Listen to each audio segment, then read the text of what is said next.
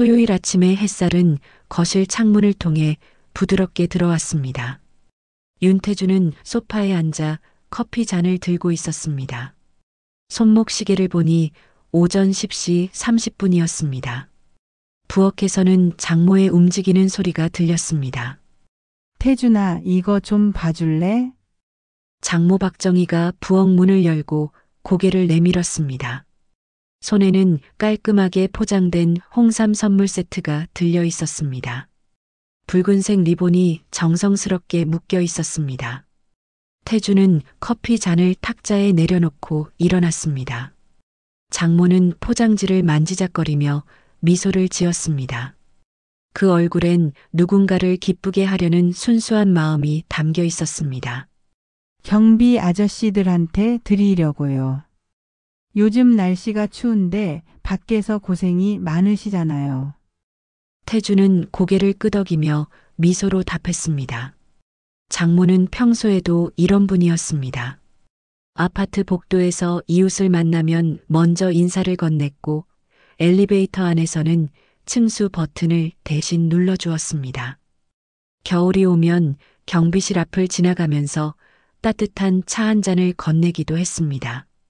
좋은 생각이세요. 제가 같이 내려가 드릴까요? 아니야, 괜찮아.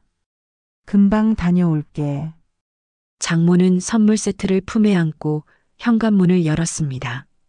태주는 다시 소파로 돌아와 앉았습니다. 창밖으로 아파트 단지가 보였습니다. 놀이터에서는 아이들이 뛰어놀고 있었고 산책로에는 강아지를 산책시키는 사람들이 지나갔습니다. 그는 아내에게 메시지를 보냈습니다. 점심 뭐 먹을까? 아내 소연은 회사 워크숍으로 어제 지방에 내려갔습니다. 내일 저녁에 돌아온다고 했습니다. 태주는 39세였습니다. IT 기업에서 프로젝트 매니저로 일했습니다. 결혼한 지는 5년째였습니다. 아이는 아직 없었습니다. 그와 아내는 서로를 존중했고 주말마다 장모와 함께 시간을 보냈습니다. 장인은 3년 전에 세상을 떠났습니다. 장모는 그 이후로 혼자 살았습니다. 태준과 소연은 장모가 외롭지 않도록 자주 연락했고 가능하면 함께 식사를 했습니다. 장모는 늘 밝았습니다. 슬픔을 겉으로 드러내지 않았습니다. 대신 다른 사람을 배려하는 것으로 마음을 채웠습니다. 태주는 그런 장모가 고마웠습니다. 동시에 안쓰러웠습니다. 누군가는 그 마음을 알아줄까 싶었습니다.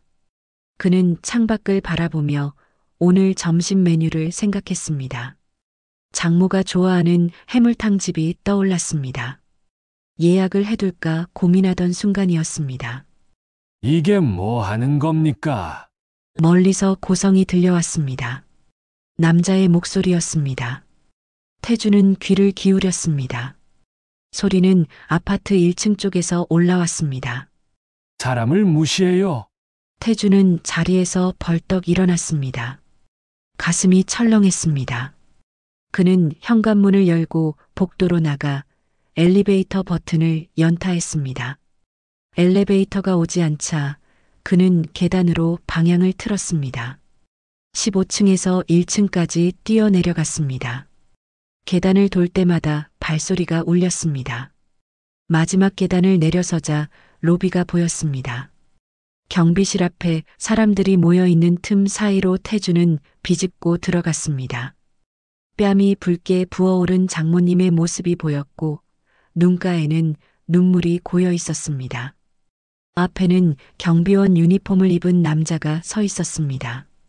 60대 중반쯤으로 보였고 얼굴은 굳어 있었으며 주먹은 불끈 쥐어져 있었습니다. 바닥에는 홍삼 선물 세트가 떨어져 있었습니다.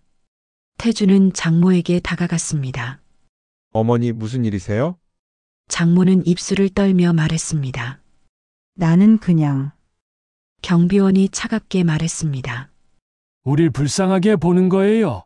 태주는 경비원을 바라봤습니다. 그의 눈빛엔 분노가 가득했습니다. 동시에 깊은 상처가 숨어 있었습니다. 관리소장으로 보이는 남자가 중간에 끼어들었습니다. 조용히 하십시오. 여기 사람들이 다 보잖아요. 주변 사람들이 수군거렸습니다. 누군가는 휴대폰을 꺼냈고 누군가는 고개를 저으며 지나갔습니다. 태준이 장모의 손을 잡았는데 손이 차갑게 식어 있었습니다. 지금 뭐 하신 겁니까? 태준도 목소리가 떨렸지만 최대한 차분하게 말했습니다. 경비원은 대답하지 않고 그저 고개를 돌렸습니다. 관리소장이 말했습니다. 오해예요. 그냥 넘어가시죠. 크게 만들 일 아닙니다. 태준은 입술을 깨물었습니다. 분노가 치밀어 올랐습니다. 동시에 무력감이 밀려왔습니다. 그는 장모를 데리고 천천히 그 자리를 떠났습니다. 뒤돌아보니 경비원은 여전히 서 있었습니다. 바닥에 홍삼 선물 세트는 아무도 짚지 않았습니다. 엘리베이터에 올랐습니다. 장모는 고개를 숙인 채 눈물을 닦았습니다. 태주는 아무 말도 하지 못했습니다. 그저 장모의 어깨를 감쌌습니다. 집으로 돌아온 후에도 장모는 말이 없었고 소파에 앉아 창밖만 바라보고 있었습니다. 태주는 부엌에서 따뜻한 차를 끓이면서 캐모마일 티백을 찻잔에 넣고 뜨거운 물을 부었습니다. 어머니 차 드세요. 장모는 고개를 끄덕이며 찻잔을 받았지만 손이 여전히 떨리고 있었고 태주는 맞은편에 앉아 무슨 말을 해야 할지 몰라 침묵만 거실을 채우고 있었습니다. 내가 뭘 잘못한 걸까? 장모의 목소리가 작게 울리자 태주는 고개를 저으며 대답했습니다. 아무것도 잘못하지 않으셨어요. 그런데 왜 저렇게 화를 내셨을까? 나는 정말 감사해서 드린 건데. 태주는 대답할 수 없었는데 그도 선의가 어떻게 폭력으로 돌아올 수 있는지 이해할 수 없었기 때문입니다. 장모는 찻잔을 내려놓으며 다시 말했습니다. 내가 뭔가 잘못 말했나 봐. 표현이 서툴렀나 봐. 아니에요, 어머니. 그 사람이 잘못한 겁니다. 하지만 장모는 자책을 멈추지 않았고 태주는 주먹을 쥐며 분노가 다시 치밀어 오르는 것을 느꼈지만 참아야 한다는 것을 알면서도 쉽지 않았습니다. 오후 3시 태주는 아내에게 전화를 걸었고 소연은 2번의 신호음 만에 받았습니다. 여보, 무슨 일이야? 태주는 오늘 있었던 일을 설명하면서 경비실 앞의 상황과 장모의 눈물, 바닥에 떨어진 홍삼 상자를 얘기했고 전화기 너머로 한숨소리가 들렸습니다. 지금 어머니 상태는 어때? 말을 안 하세요. 계속 자책하시고 소연은 잠시 침묵하더니 조심스럽게 말했습니다. 당신, 제발 감정적으로 굴지 마. 감정적으로요? 당신이 화내면 엄마가 더 상처받아. 지금 필요한 건 차분함이야. 태주는 입술을 깨물었는데 아내의 말이 옳다는 것을 알면서도 분노를 억누르기가 쉽지 않았기 때문입니다. 경찰에 신고하려고요. 그건 엄마한테 물어봐. 엄마 의사가 중요해. 전화를 끊은 후 태주는 장모에게 조심스럽게 물었습니다. 어머니 신고하는 게 어떨까요? 장모는 고개를 저으며 작은 목소리로 답했습니다. 아니야, 괜찮아. 그냥 넘어가자. 하지만 그건 폭행이에요. 그 사람도 힘들었나 봐. 나도 실수한 게 있을 거야. 태주는 답답함을 느꼈는데 장모는 여전히 자신을 탓하고 있었고 잘못은 명백히 경비원에게 있었는데도 상대를 이해하려 했기 때문입니다. 저녁 7시 태주는 다시 1층으로 내려가 경비실 불이 켜진 것을 확인했고 유리창 너머로 2명의 경비원이 보였는데 한 명은 오전에 봤던 최만석이었습니다. 태주는 문을 열고 들어갔고 최만석은 태준을 보더니 고개를 돌렸으며 옆에 앉아있던 다른 경비원이 일어났습니다. 무슨 일이십니까? 오늘 일 때문에 왔습니다. 최만석이 비웃듯 말했습니다. 할 말 있으면 하시죠. 태주는 최대한 차분하게 말하려고 애쓰며 입을 열었습니다. 사과하십시오. 어머니께? 사과요? 네. 어머니는 감사 인사를 드린 겁니다. 그런데 당신은 폭력을 휘둘렀어요. 최만석이 자리에서 일어나며 눈빛이 날카로워졌습니다. 감사 인사요. 우릴 불쌍하게 본 거죠? 그게 무슨 말씀입니까? 요즘 사람들이 다 그래요. 경비는 불쌍한 사람이니까 동정해줘야 한다고 생각하죠. 태주는 고개를 저으며 반박했습니다. 어머니는 그런 분이 아닙니다. 어떻게 알아요? 당신네 어머니 마음속까지 알아요. 말투를 보면 알 수 있습니다. 어머니는 진심으로 감사하셨어요. 최만석은 코웃음을 치며 말했습니다. 홍삼 따위 주면서 감사하다고요. 우리가 구걸하는 사람인 줄 아나? 태준의 손이 떨리기 시작했고 분노가 치밀어 올랐습니다. 당신 지금 말이 되는 소리를 하는 겁니까? 옆에 있던 경비원이 중간에 끼어들며 두 사람을 말렸습니다. 자, 진정하세요. 둘 다. 관리소장 한기석이 안쪽 방에서 나왔는데 50대 초반으로 보이는 남자였고 얼굴에 피곤함이 가득했습니다. 뭡니까? 또 무슨 일입니까? 태준이 말했습니다. 소장님, 오늘 일은 명백한 폭행입니다. 사과를 받고 싶습니다. 한기석이 손을 저으며 귀찮다는 표정을 지었습니다. 그냥 오해예요. 조용히 넘어가시죠. 오해가 아닙니다. 제 장모님 뺨을 때렸어요. 그건 최 씨가 흥분해서 그런 거고요. 큰일로 만들 필요 없잖아요. 태준은 믿을 수 없다는 표정으로 소장을 바라보았는데 소장은 사건을 축소하려고만 했기 때문입니다. 큰일이 아니라고요? 사람을 때렸는데요? 한기석이 한숨을 쉬며 말했습니다. 입주민 여러분, 제발 좀 이해해 주세요. 경비들도 사람이에요. 실수할 수 있죠. 실수로 사람을 때립니까? 그러니까 그게 아니라 최만석이 끼어들었습니다. 소장님, 그만하세요. 이 사람은 우릴 깔보는 겁니다. 태준이 소리쳤습니다. 누가 누굴 깔봅니까? 경비실이 순간 조용해졌고 태준은 자신이 목소리를 높인 것을 깨달으며 깊게 숨을 들이마셨습니다. 죄송합니다. 하지만 이건 넘어갈 일이 아닙니다. 한기석이 말했습니다. 입주민분께서 원하시면 사과 정도는 받을 수 있습니다. 하지만 더 크게 만들지는 마세요. 서로 불편해집니다. 태준은 최만석을 바라봤는데 최만석은 팔짱을 낀 채 창밖을 보고 있었습니다. 최 씨 사과하십시오. 최만석은 대답하지 않았고 침묵만 흘렀습니다. 들리지 않습니까? 사과는 무슨, 내가 뭘 잘못했는데요. 태준의 주먹이 불끈 쥐어졌고 한 걸음 앞으로 나아가려는 순간 휴대폰이 울렸는데 아내였습니다. 그는 전화를 받지 않고 경비실을 나와 복도에서 전화를 걸었습니다. 여보, 어떻게 됐어? 사과를 안 합니다. 오히려 자기가 피해자라고 우기고 있어요. 소연이 한숨을 쉬며 말했습니다. 일단 들어와.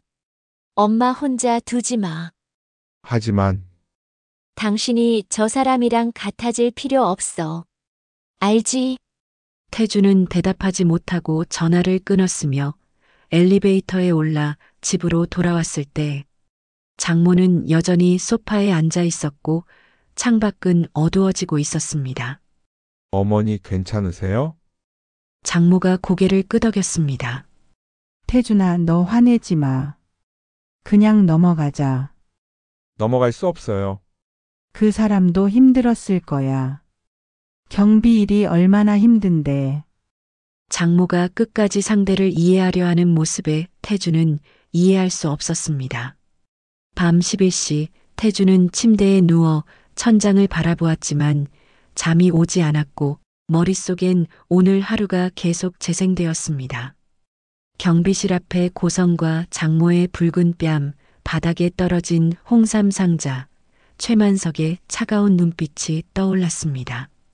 그는 자책하며 생각했는데 내가 왜 그 자리에서 가만히 있었을까 하는 질문이 머릿속을 떠나지 않았고 장모를 데리고 그냥 돌아선 것이 옳았을까 하는 의문이 들었으며 그 순간 경찰에 신고했어야 하지 않았을까 하는 후회가 밀려왔습니다.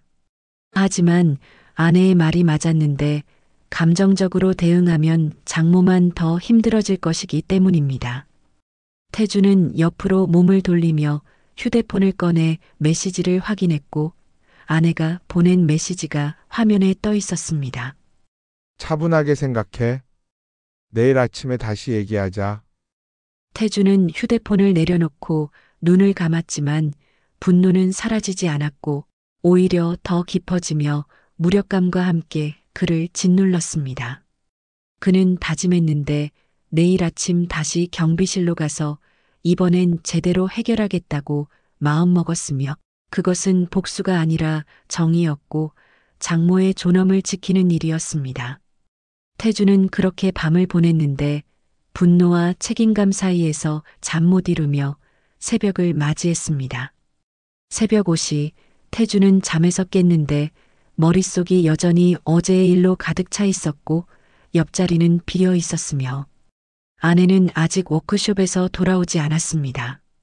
그는 일어나 거실로 나왔고 장모의 방문이 살짝 열려 있는 것을 보았으며 안을 들여다보니 장모는 침대에 누워 천장만 바라보고 있었습니다. 어머니 주무셨어요? 장모가 고개를 돌렸고 눈가에 다크서클이 짙게 드리워져 있었으며 밤새 잠을 이루지 못한 것이 분명했습니다. 응, 잤어. 너는? 저도 잤습니다. 거짓말이었지만 장모를 더 걱정시키고 싶지 않았고 태주는 부엌으로 가서 커피를 내리기 시작했으며 원두를 갈 때 나는 소리가 고요한 새벽을 채웠습니다. 오전 9시 휴대폰이 울렸고 소연이었습니다. 어머니는 괜찮으셔? 말씀은 안 하시는데 힘들어 보이세요. 당신은? 태주는 대답하지 못했는데 자신이 괜찮은지 스스로도 알 수 없었기 때문입니다. 여보, 경찰에 신고하는 게 어때? 어머니가 원하지 않으세요. 왜? 그 사람도 힘들었을 거라고 자기가 실수한 게 있을 거라고 하세요. 전화기 너머로 한숨소리가 들렸고 소연은 잠시 침묵하다가 조심스럽게 말했습니다. 당신, 제발 감정적으로 굴지 마. 감정적이지 않아요. 목소리 들으면 알아. 당신 지금 화나 있잖아. 태주는 부인할 수 없었고 분노는 여전히 그의 가슴 속에서 타오르고 있었으며 밤새 사그라들지 않았습니다. 당신이 화내면 엄마가 더 상처받아. 지금 필요한 건 차분함이야. 알아요. 알고 있어요. 정말 알고 있어? 당신이 폭발하면 상황은 더 나빠져. 그러면 엄마는 자책만 더 하실 거야. 태주는 입술을 깨물었고 아내의 말이 옳다는 것을 알면서도 분노를 억누르기가 쉽지 않았습니다. 당신 지금 뭐 하려고 해? 모르겠어요. 그냥 참으려고요. 참는 게 답은 아니야. 하지만 감정적으로 대응하는 것도 답이 아니야. 전화를 끊은 후 태주는 소파에 앉아 생각에 잠겼는데 경찰을 부르고 싶었지만 장모의 의사를 무시할 수 없었고 관리소에 항의하고 싶었지만 그들은 사건을 축소하려고만 했으며 경비원과 직접 대면하고 싶었지만 그것은 또 다른 충돌을 부를 뿐이었습니다. 오전 11시 태주는 회사 상사에게 전화를 걸어 오늘 하루 연차를 쓰겠다고 말했고 상사는 흔쾌히 승낙했으며 무슨 일이냐고 묻지 않았습니다. 그는 장모에게 점심을 먹자고 제안했지만 장모는 고개를 저었고 입맛이 없다며 방으로 들어가 버렸습니다. 태주는 혼자 간단히 라면을 끓여 먹었는데 국물이 목으로 넘어가지 않았고 식욕이 사라진 것을 느꼈으며 며칠째 제대로 먹지 못한 것 같았습니다. 오후 2시 태주는 다시 1층으로 내려갔고 경비실 앞을 지나쳤지만 들어가지 않았으며 아파트 단지를 걸으며 머리를 식히려 했습니다. 놀이터에는 아이들이 없었고 벤치에는 노인 한 분이 앉아 신문을 읽고 계셨으며 산책로에는 낙엽이 쌓여 있었고 바람이 불 때마다 나뭇잎들이 날렸습니다. 그는 벤치에 앉아 휴대폰을 꺼냈고 검색창에 폭행 신고를 입력했으며 수많은 기사와 법률 정보가 화면에 나타났습니다.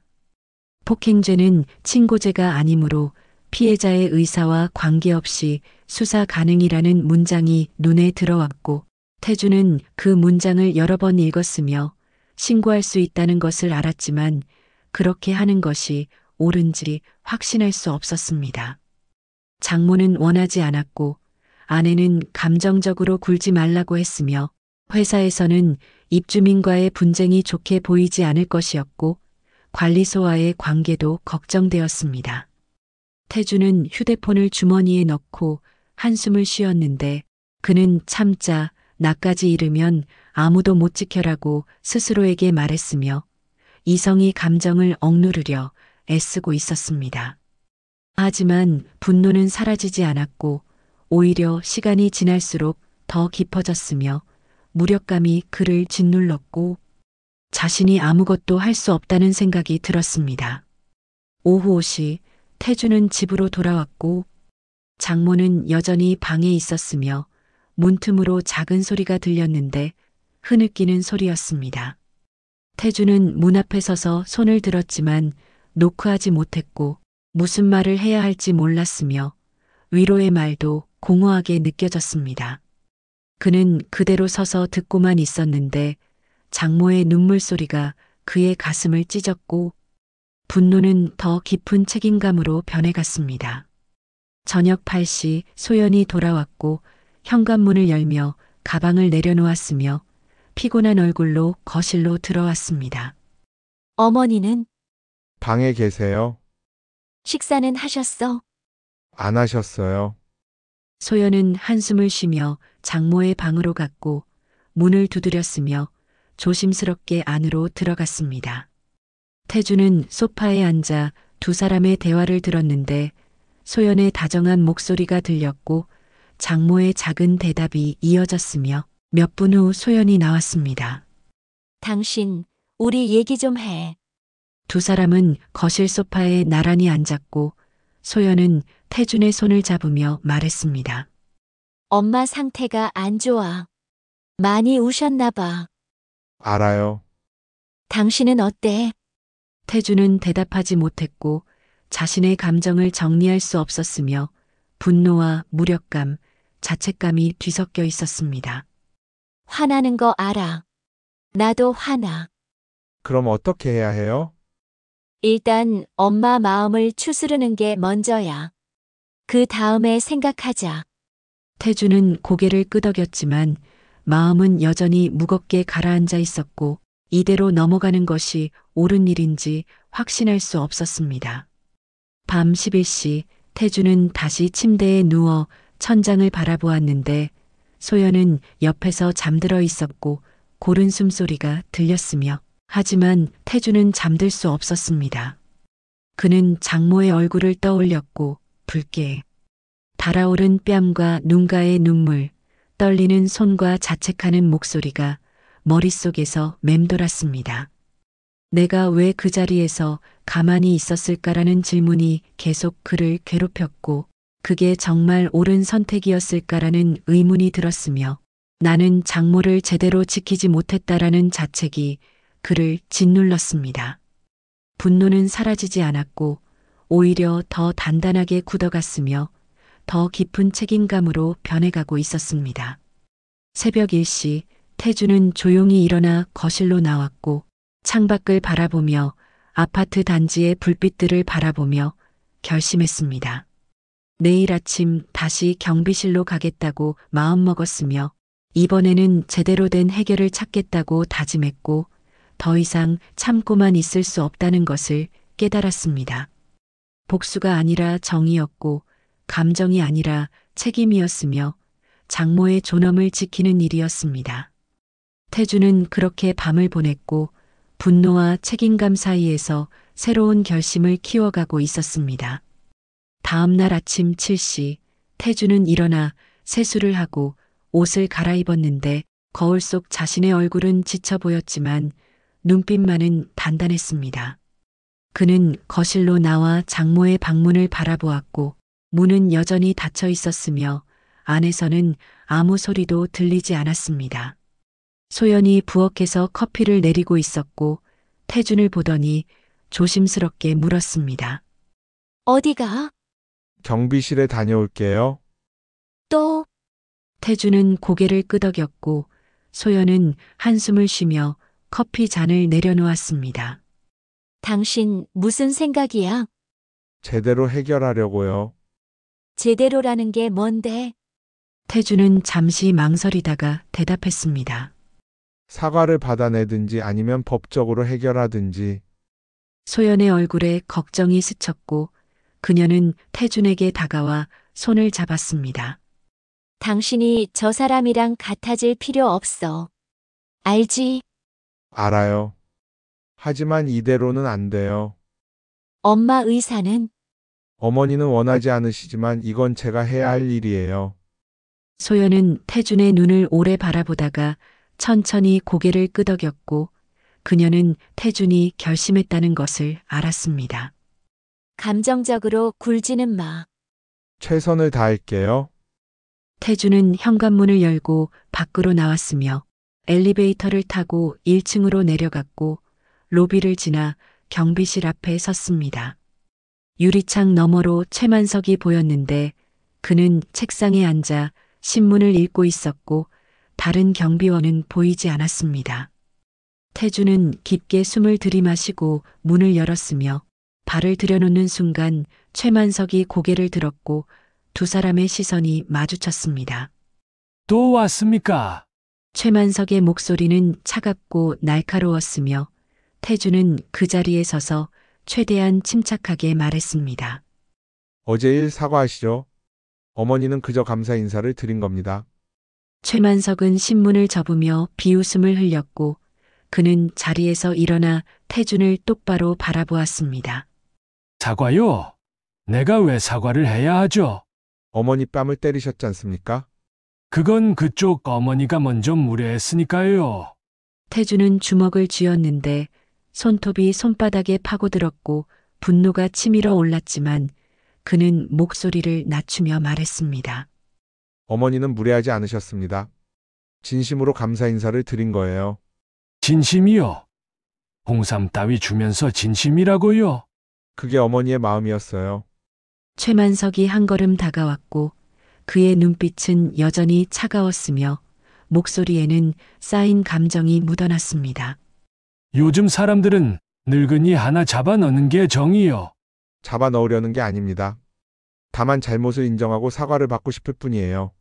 잘못이요. 우릴 거지 취급하는 게 잘못이 아니고.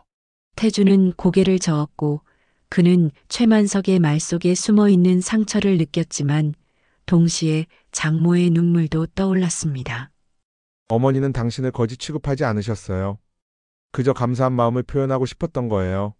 그게 뭐가 달라요? 불쌍한 경비한테 동정하는 거잖아요. 순간 태준의 손이 움찔했고 그를 때리고 싶은 충동이 스쳤으며 주먹이 저절로 불끈 쥐어졌습니다. 하지만 소연의 말이 떠올랐는데 당신이 저 사람이랑 같아질 필요 없어라는 목소리가 귓가에 울렸고 태준은 깊게 숨을 들이마셨습니다.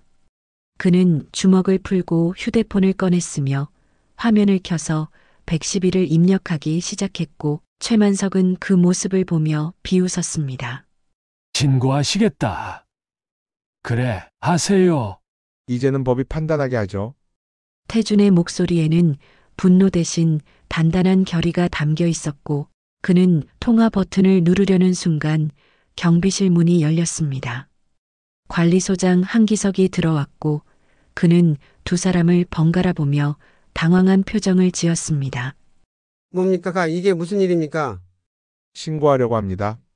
신고요. 그건 너무 과한 거 아닙니까? 태준은 고개를 저었고 그는 한기석을 똑바로 바라보며 말했습니다. 과하지 않습니다. 어머니가 폭행을 당하셨어요. 그건 오해에서 비롯된 거고요. 큰일로 만들 필요 없잖아요.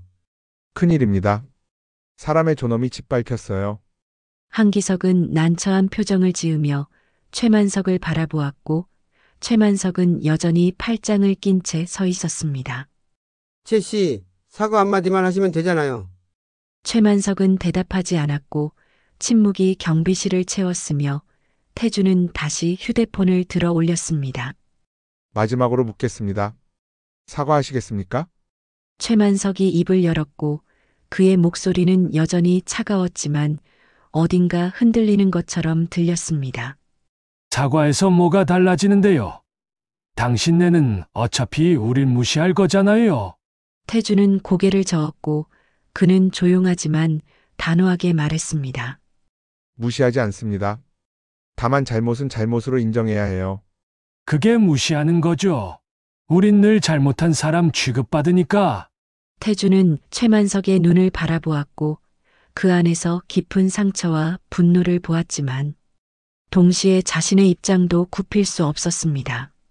그는 통화 버튼을 눌렀고 신호음이 울렸으며 한기석이 손을 저으며 말렸지만 태주는 멈추지 않았습니다.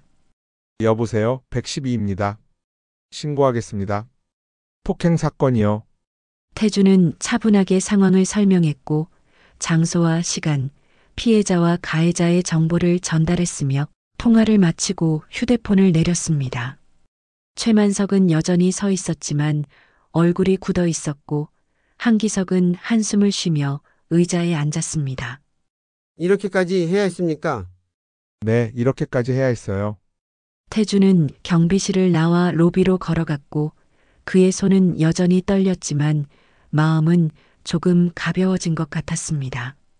그는 복수 대신 정의를 선택했고 감정 대신 원칙을 따랐으며 장모의 존엄을 지키기 위해 할 수 있는 일을 했습니다.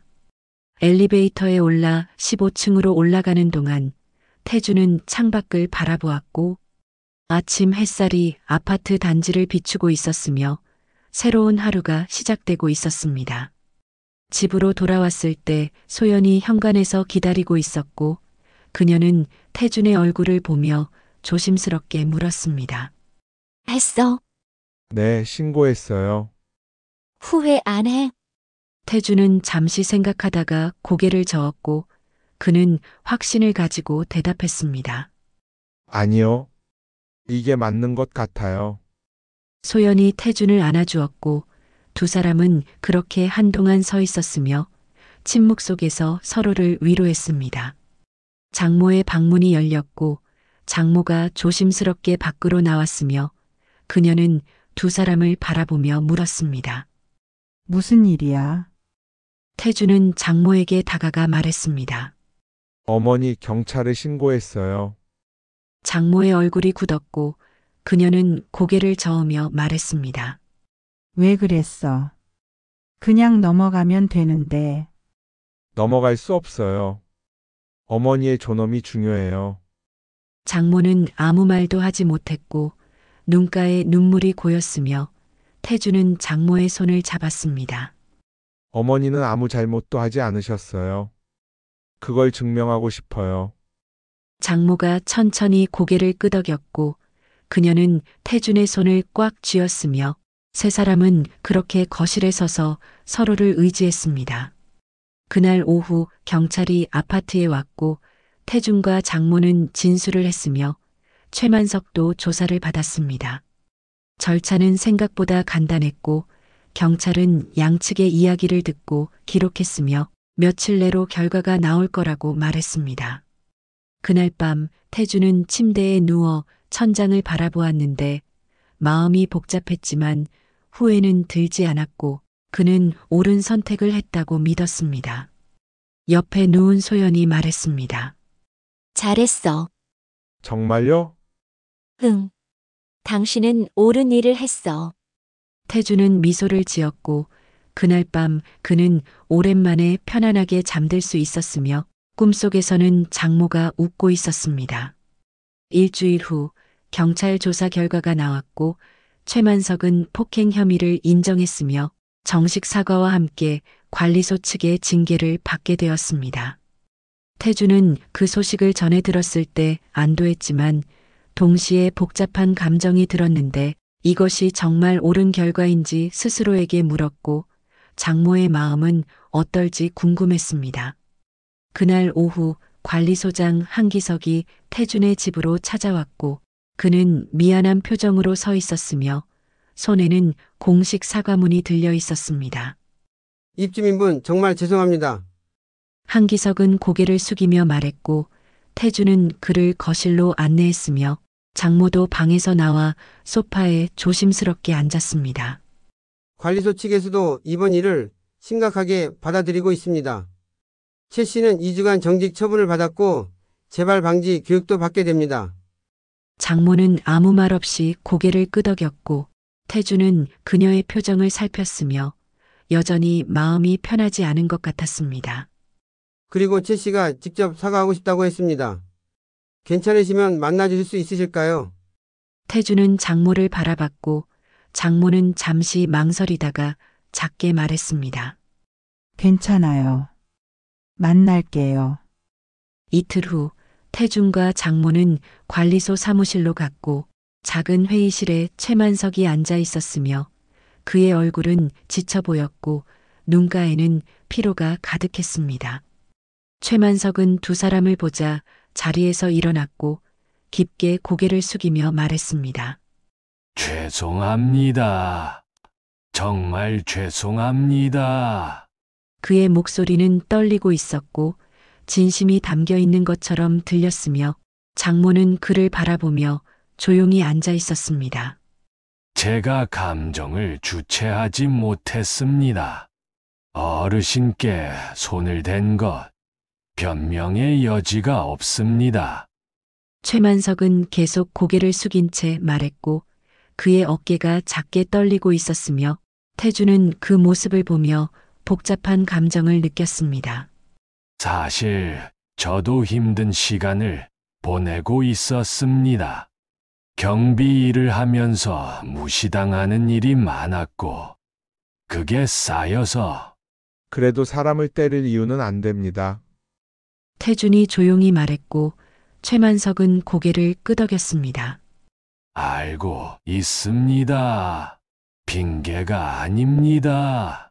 그저 제 잘못을 설명하고 싶었을 뿐입니다.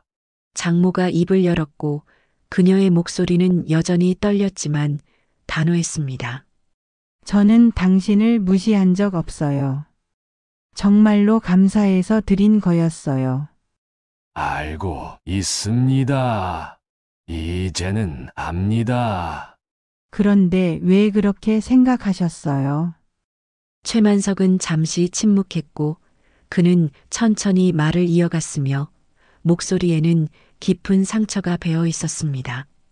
요즘 사람들이 경비를 대하는 태도를 보면 불쌍하다는 시선, 동정하는 시선이 느껴질 때가 많습니다. 어르신도 그런 거라고 생각했습니다. 그건 오해예요. 네, 이제는 알았습니다. 정말 죄송합니다. 최만석은 다시 한번 깊게 고개를 숙였고 장모는 그를 바라보며 한숨을 쉬었으며 태준은 옆에서 두 사람을 지켜보고 있었습니다. 받아들일게요.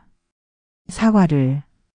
장모의 말에 최만석이 고개를 들었고 그의 눈가에는 눈물이 맺혀 있었으며 그는 감사하다는 말을 여러 번 반복했습니다.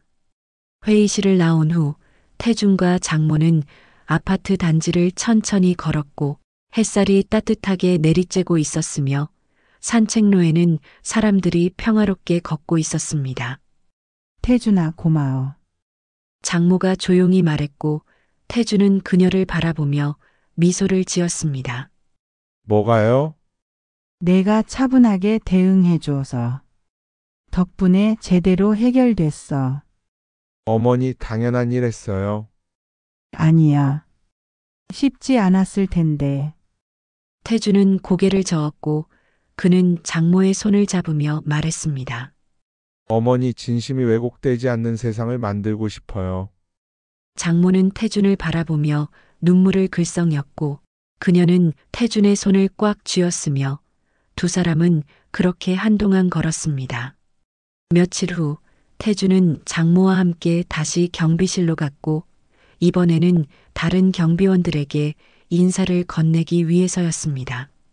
경비실 문을 열자 젊은 경비원이 반갑게 맞아주었고 최만석은 보이지 않았으며 정직 기간 중이라는 설명을 들었습니다. 안녕하세요. 그동안 고생 많으셨어요. 장모가 밝게 인사를 건넸고 경비원은 미소를 지으며 답했습니다. 아닙니다. 저희가 해야 할 일인걸요. 날씨가 추운데 건강 챙기세요. 감사합니다, 어르신. 태주는 그 모습을 보며 흐뭇하게 웃었고 장모는 예전의 밝은 모습을 되찾은 것 같았으며 경비원들도 편안한 표정으로 대화를 나누고 있었습니다. 일주일 후 최만석이 복귀했고 태주는 우연히 로비에서 그를 마주쳤으며 두 사람은 잠시 서로를 바라보다가 가볍게 고개를 숙였습니다. 안녕하십니까? 최만석이 먼저 인사를 건넸고 태준도 고개를 끄덕이며 답했습니다. 네, 안녕하세요. 어르신은 괜찮으십니까? 많이 좋아지셨어요. 다행입니다. 짧은 대화였지만 어색함은 조금 줄어든 것 같았고 태주는 그것만으로도 충분하다고 생각했으며 최만석도 작게 미소를 지었습니다. 그날 저녁 태주는 장모, 소연과 함께 저녁 식사를 했고 식탁에는 장모가 직접 만든 음식들이 가득했으며 세 사람은 편안하게 웃으며 이야기를 나누었습니다. 어머니, 요즘 기분이 어떠세요? 소연이 물었고 장모는 미소를 지으며 대답했습니다. 많이 좋아졌어. 처음엔 무섭고 억울했는데 이제는 괜찮아. 다행이에요. 태준이가 잘해줘서 그래. 너희가 있어서 참 다행이야. 태주는 장모를 바라보며 말했습니다. 어머니, 우리가 당연히 해야 할 일이에요. 그래도 고마워. 너희 덕분에 존중받는다는 게 뭔지 다시 느꼈어. 그 말에 세 사람은 잠시 침묵했고 식탁 위에 촛불이 흔들리고 있었으며 따뜻한 공기가 거실을 감싸고 있었습니다. 다음 주 토요일 태주는 장모와 함께 백화점에 갔고 홍삼 선물 세트 코너 앞에 섰으며 장모는 여러 상자를 살펴보고 있었습니다. 어머니 또 사시려고요? 응. 이번엔 제대로 전하고 싶어. 태주는 미소를 지으며 장모를 도왔고 두 사람은 정성스럽게 포장된 홍삼 세트를 골랐으며 계산을 마치고 아파트로 돌아왔습니다. 그날 오후 태주는 장모와 함께 관리소로 갔고 경비원들이 교대하는 시간이었으며 여러 명의 경비원이 모여 있었습니다. 여러분, 잠시 시간 괜찮으세요? 장모가 밝게 말했고 경비원들이 고개를 돌렸으며 최만석도 그 자리에 있었습니다. 항상 고생 많으세요. 작은 마음이지만 받아주세요. 장모는 홍삼 상자를 내밀었고 경비원들은 서로를 바라보며 망설였으며 최만석이 조심스럽게 앞으로 나왔습니다. 어르신, 감사합니다. 아니에요. 제 진심이에요. 늘 감사하게 생각하고 있어요. 최만석은 홍삼 상자를 받으며 깊게 고개를 숙였고 다른 경비원들도 감사하다는 말을 전했으며 장모는 환하게 웃고 있었습니다. 태주는 그 모습을 보며 마음이 따뜻해졌고 이것이 진정한 회복이라는 생각이 들었으며 존중이란 서로를 이해하고 인정하는 것임을 깨달았습니다. 집으로 돌아오는 길 장모가 말했습니다. 태준아, 이제야 마음이 편해졌어. 저도요, 어머니. 선의가 제대로 전해지니까 좋네. 태주는 고개를 끄덕였고 그는 이번 일을 통해 많은 것을 배웠으며 감정보다 품격이 중요하고 정의는 복수가 아니라 회복이며 존중은 말이 아니라 행동으로 보여주는 것임을 알게 되었습니다. 그날 밤 태주는 침대에 누워 창밖을 바라보았고 별들이 반짝이고 있었으며 마음속에는 평화가 자리 잡고 있었습니다. 그는 생각했는데 선의가 오해받지 않는 세상 감정보다 품격이 앞서는 인간관계, 그것이 진정으로 필요한 것이라고 믿었고 자신도 그런 삶을 살아가고 싶다고 다짐했습니다. 다음 날 아침 태주는 일찍 일어나 거실로 나왔고 장모가 부엌에서 아침을 준비하고 있었으며 커피 향이 집안을 채우고 있었습니다. 어머니, 제가 도와드릴까요? 아니야, 괜찮아. 너는 앉아 있어. 태주는 식탁에 앉아 장모를 바라보았고 그녀는 예전처럼 밝고 활기차 보였으며 상처는 남았지만 그것을 딛고 일어선 것 같았습니다. 창밖으로 아침 햇살이 들어왔고 새로운 하루가 시작되고 있었으며 태주는 미소를 지으며 생각했습니다. 이것이 우리가 만들어가는 세상이라고, 서로를 존중하고 이해하며 함께 살아가는 세상이라고, 그리고 그 세상은 작은 진심에서 시작된다고.